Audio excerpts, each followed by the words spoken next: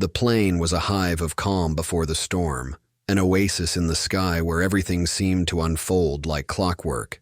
The hum of the engines, the soft murmur of conversation, and the scent of fresh coffee in the air made it feel like just another routine flight. Yet, what happened next would take everyone by surprise, changing the course of this flight into something no one could have predicted. But before we dive into this unexpected turn of events, we want to hear from you. Let us know in the comments where you're watching from today. And if you enjoy intriguing stories like this one, don't forget to hit that subscribe button for more content. It was a typical bustling afternoon at the airport, a sea of travelers weaving through the terminals, some hurrying to make their connecting flights, while others leisurely browsed the shops. Amid the crowd, there was one man who stood out. Dressed in a sharp, tailored navy suit, he moved with purpose. His carry-on bag was effortlessly wheeled behind him, and in his other hand he held a boarding pass, the slight crease of his brow the only indication he was perhaps lost in thought. He was different from the rush around him. His movements were deliberate, calculated. His calm demeanor contrasted sharply with the chaotic atmosphere. With a final glance at the departures board, he made his way to the gate. The announcement for first-class boarding rang through the air, and without hesitation, he joined the line. As he handed his ticket to the gate agent, he gave a polite nod. The agent scanned it, smiled, and waved him through. He walked down the jet bridge with an air of serenity, adjusting his tie as he checked his phone for a brief moment, quickly replying to a message. As the boarding process continued, he was one of the first to board the plane, making his way through the first-class cabin. The comforting scent of freshly brewed coffee filled the air, and flight attendants were busy ensuring everything was ready for the rest of the passengers. He settled into his window seat, placing his bag in the overhead compartment. The soft cushioning of the chair offered immediate relief, and for a brief moment he closed his eyes, soaking in the tranquility. It was a calm oasis, a welcome contrast to the chaos of the terminal outside. He pulled out a book, immersing himself in its pages as the cabin slowly filled with passengers. And then, just as he turned a page, a voice broke through the serenity. "Excuse me, sir." The voice rang out, sharp, commanding, and full of authority. He glanced up, finding a flight attendant standing over him, her arms crossed, her expression hard as stone. Her uniform was immaculate, and her badge gleamed in the cabin light. "Can I see your boarding pass?" she asked, her tone like steel. He raised an eyebrow, but without hesitation, handed over his ticket. She scanned it quickly, her frown deepening with each passing second. As her eyes moved over the details, she handed it back to him abruptly. "This seat doesn't seem right," she said, her voice tight with suspicion. "Are you sure you're supposed to be here?" He didn't flinch, his voice calm, almost serene. "Yes, it's my assigned seat." The flight attendant didn't respond immediately, her eyes narrowing as if she were trying to convince herself of something. Finally, she spoke, her tone clipped. "I'll need to double-check with the system." With that, she turned sharply and walked away, leaving him to sit back in his seat, unbothered, as murmurs began to ripple through the surrounding passengers. Eyes began to shift nervously. Something was amiss. Something was brewing. Minutes later, she returned, her expression even more serious, her pace quick and deliberate. She stopped next to his seat, her voice low but firm. "I've checked the system. There's been an error. I'm going to have to ask you to move to the economy section." His response was simple, his posture unyielding. "There is no error. This is my seat, as confirmed by the ticket you just scanned." Her patience appeared to evaporate before everyone's eyes. "Sir, I'm not asking," she snapped. "You need to gather your belongings and move to the back of the plane. If you don't comply, I'll have no choice but to involve security." A hushed silence fell over the cabin. Passengers around them were now openly watching, exchanging uneasy glances. Some reached for their phones, capturing the moment. The man's gaze, however, remained steady. He wasn't moved by the tension or the pressure. "I'm not moving," he said, his voice calm, firm, and unflinching. "My ticket is valid, and this is my seat. You've already checked twice." The flight attendant's jaw tightened. She raised her voice again, this time with more force. "You're holding up the boarding process. This is not the time for arguments. I need you to move. Now." Her voice was louder now, drawing more attention from the surrounding passengers. Some exchanged whispers, while others shot glances at each other, some shifting uncomfortably in their seats. The tension in the cabin had shifted from curiosity to palpable unease. "I'm not going anywhere," the man repeated, his voice unwavering. With a sharp motion, the attendant turned on her heel and stormed off toward the galley, but the damage had already been done. Passengers across the aisle had begun recording, and whispers of speculation filled the cabin. Minutes later, the flight attendant returned with a supervisor. The supervisor, an older man with a calm and authoritative demeanor, approached the man's seat, his tablet in hand. He studied the situation with a careful, professional gaze, his posture suggesting he was attempting to diffuse the tension. The flight attendant, however, stood rigid beside him, her arms still crossed. "Sir," the supervisor began, his voice measured. "I understand there's been some confusion about your seat. May I verify your boarding pass again?" The man handed over his ticket without hesitation. The supervisor examined it, scrolling through the information on his tablet. A brief furrow appeared on his brow as he checked the details. Then he looked up at the man and nodded. "Everything seems to be in order," he said. "This is indeed your seat." The flight attendant stiffened at the supervisor's words. "But I checked earlier," she protested, her frustration bubbling to the surface. "Are you sure there hasn't been a mix-up?" The supervisor turned to her, his tone firm but calm. "The ticket matches the manifest, and this gentleman has every right to sit here. There is no mistake." The man remained seated, his voice steady. "I've been saying that all along." The supervisor nodded, signaling to the attendant that the situation was over. "Please ensure the rest of the passengers are seated. The flight is already delayed." Her face flushed with a mix of embarrassment and indignation, but she didn't argue further. With a tight-lipped nod, she walked away, casting a resentful glance toward the man. As the supervisor moved to help other passengers, murmurs rippled through the cabin. The tension, though diffused for now, still lingered in the air. Passengers were quietly discussing what had just transpired, some recording snippets of the confrontation, others looking on with curiosity. The flight attendant, still fuming, lingered in the galley, her frustration evident in every movement. She felt humiliated. This man had undermined her authority in front of everyone, and it wasn't something she could easily forget. Her mind churned with thoughts of how to regain control. She leaned toward a younger attendant who was organizing a cart. "Can you believe this?" she whispered harshly, gesturing toward the first-class section. "He's sitting there like he owns the place." The younger attendant hesitated, unsure. "If the ticket's valid, maybe we should just let it go. It's already caused enough trouble." "Enough?"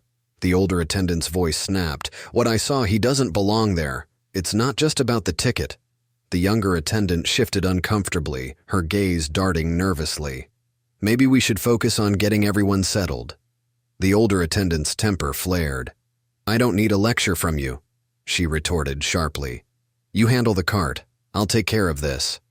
With that, she adjusted her uniform and, in a calculated move, left the galley, her heels clicking purposefully on the floor. Her eyes scanned the first-class cabin until they landed on the man, who was now casually sipping water, his demeanor unperturbed. She approached him again, her every step calculated to exude authority. "Sir," she said, her voice icy, "I need you to understand that I'm responsible for ensuring the comfort and safety of all passengers. If you cause any further disruption, I won't hesitate to escalate this matter." The man looked up slowly, his calmness unnerving. "I haven't caused any disruption," he replied evenly. "I'm simply sitting in the seat I paid for." Her jaw clenched. "I'm warning you." Before she could finish, a loud voice cut through the air. "Excuse me." It was the passenger who had been recording earlier. "But he hasn't done anything wrong. You're the one causing a scene." Several heads turned, and a ripple of murmurs spread through the cabin. The flight attendant's face reddened as she turned toward the speaker, her anger palpable. "This is none of your concern," she snapped, her voice rising. "Oh, it is now," the passenger shot back. "I've got it all on video, and I'm pretty sure your airline won't be thrilled about how you're treating a paying customer." The atmosphere shifted sharply. The balance of power had changed. For the first time, the flight attendant's confidence wavered, her gaze flickering nervously at the growing audience around her. The man's gaze remained locked on her, calm and unwavering. She stood frozen for a moment, the weight of her actions sinking in, but her pride kept her from apologizing. With a curt, "Excuse me," she turned and walked back toward the galley, her steps stiff, her mind racing. Back in the galley, she fumed quietly, replaying every word, every movement. She was no longer in control, and the realization hit her like a wave. The passenger's threat about the video wasn't a mere idle remark. One wrong move, and this situation could spiral out of her control. Linda, the flight attendant, was tense as she tried to enforce rules on a passenger in first class. When a fellow passenger recorded the incident, the situation escalated. The supervisor was called, and it became clear that Linda's actions were under scrutiny. Ground control was monitoring the situation, and the video evidence was already out. The cabin was divided, with passengers supporting the man in his seat, and Linda's authority crumbled under the pressure. As the flight progressed, Linda's anxiety grew, especially when the captain requested to speak with her. The video was damaging, and Linda realized her career might be at risk. The supervisor warned her that the incident was out of her hands and corporate would review it. Meanwhile, the man in first class remained composed, aware that things were unfolding in his favor. As the flight descended, passengers continued to show support for the man, and the tension in the cabin was palpable. When the plane landed, Linda was escorted off the plane by representatives, her authority and career now in question. The man, calm and composed, was met by airline representatives and taken to a private meeting to address the situation. The event was no longer just about his seat, but about a larger stand against injustice. The ripple effects of the incident would resonate long after the flight was over. The representatives from the airline's customer relations and incident resolution team entered the room with a clear, professional demeanor. They introduced themselves with a tone that suggested both sincerity and purpose. Their mission, they explained, was to address the troubling situation that had occurred earlier in the day.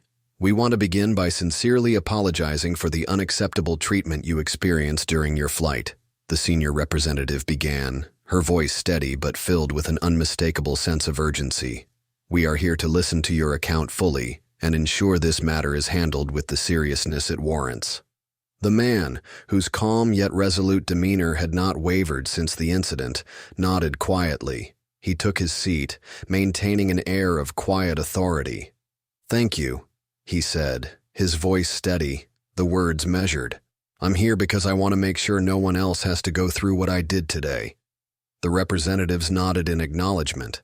One of them immediately began taking notes, their pens scratching across the paper in a rhythmic cadence as the man recounted the harrowing events of the flight. He spoke with remarkable precision, his words clear and deliberate as he outlined how the flight attendant's unnecessary escalation had disrupted not just his experience, but the entire cabin's dynamic. He described in excruciating detail the frustration of being singled out and judged not on his actions, but on assumptions made about him. "It wasn't just about being asked to move," he said, leaning forward slightly, his voice low but firm. "It was the way she looked at me, the way she spoke to me as though I didn't belong. That's not something you forget." The representatives exchanged glances, visibly unsettled by the gravity of his words. The senior representative cleared her throat, seemingly steeling herself before responding. "We want to assure you that the behavior you experienced is completely contrary to our values and training. This incident will be thoroughly investigated, and there will be accountability." The man listened intently, but his expression remained unwavering. "Accountability is important," he replied. "But what about prevention? This wasn't just a bad experience for one person. It points to a larger issue. What are you doing to ensure this doesn't happen again?" The room fell into a brief silence, the question hanging heavily in the air. For a moment, the representative seemed unsure of how to respond. Finally, the senior representative spoke, her tone more resolute. "We are already taking steps. We are reviewing our crew training, focusing on sensitivity, bias awareness, and de-escalation techniques. This incident has shown us that we need to do better, and we are committed to that." The man studied them with quiet intensity, his gaze unwavering. I want to see those plans, he said firmly. Policies and promises are one thing, but real change comes from action. If this airline is serious about addressing these issues, I expect to be kept informed. His directness seemed to catch them off guard, but they nodded in agreement. Of course, the senior representative said, we will provide you with updates on the steps we are taking, and if you have any recommendations, we are open to hearing them. He leaned back in his seat, crossing his arms. I do have recommendations and I'll share them, but this isn't about me getting a free upgrade or an apology letter. It's about fixing a system that allowed this to happen in the first place. For a moment, the room fell into a contemplative silence. The weight of his words sank in, and the representatives exchanged glances once more. Then, after a brief pause, the senior representative spoke again. You're absolutely right. We will make sure your voice is heard at every level of this process. After another round of assurances, the meeting concluded. They provided him with contact information for their internal review team and promised a follow-up within the week. As he stood to leave, the senior representative extended her hand. Thank you for your patience and for bringing this to our attention. We hope to earn back your trust. He shook her hand briefly, his expression unreadable. We'll see, he said softly, his voice steady. Actions speak louder than words. As he exited the lounge and made his way toward baggage claim, his mind was already racing with thoughts of how this incident might serve as a catalyst for broader change. He wasn't the first person to face such mistreatment, and unless systemic changes were made, he wouldn't be the last. But perhaps, just perhaps, his stand could help shift things in the right direction. Meanwhile, across the terminal, Linda sat in a small, windowless room, surrounded by two members of the airline's ground operations team. Her earlier confidence had evaporated, replaced by a nervous, pale demeanor. The team members sat across from her, their faces neutral, but their professional detachment only deepening her anxiety. We've reviewed the reports from the flight crew, the captain's account, and the passenger's version of events. One of them began, his voice calm but unwavering. We've also reviewed the video footage. Based on what we've gathered, it's clear that your actions today violated multiple airline policies. Linda opened her mouth to protest, but he raised a hand to stop her. Before you say anything, understand this is a formal review. You will have an opportunity to provide your account, but the evidence against you is substantial. Her voice trembled as she spoke. I didn't mean for it to go this far. I was just trying to... To what? The second team member interjected sharply, her tone cutting through Linda's words. You singled out a passenger who had done nothing wrong. You escalated the situation unnecessarily, disrupted the flight, and caused reputational harm to the airline. That's not just doing your job. Linda's head dropped in shame, her hands twisting nervously in her lap. There was no defense for her actions, and deep down, she knew it. The instinctual decision she had made in the heat of the moment now seemed like a glaring example of bias, one that she couldn't rationalize away. The first team member sighed deeply. We will finalize our review and notify you of the outcome within 24 hours. For now, you are suspended from duty pending further investigation. The weight of the words hit Linda hard as she sat alone, reflecting on her actions. What seemed like an isolated incident had become a personal reckoning.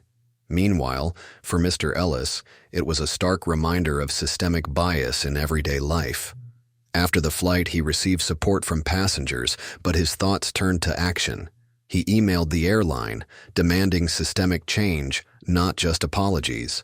As he left the airport, his focus shifted to addressing the deeper issue of bias within the airline's culture. Linda, on the other hand, was facing the consequences. Her suspension left her devastated, and the viral video of the incident intensified the backlash. The comments were harsh, and Linda realized her bias had cost her everything. At the airline's headquarters, executives scrambled to respond, with the CEO emphasizing real, visible action to prevent such incidents in the future. The airline's response included mandatory bias training and new protocols, but for Linda, it was too late. Her career had collapsed. Mr. Ellis, not seeking compensation, urged for true accountability, and weeks later, the airline began to make slow but steady improvements. The advisory council formed a crucial step toward rebuilding trust, and the incident became a turning point for both the airline and its commitment to addressing bias.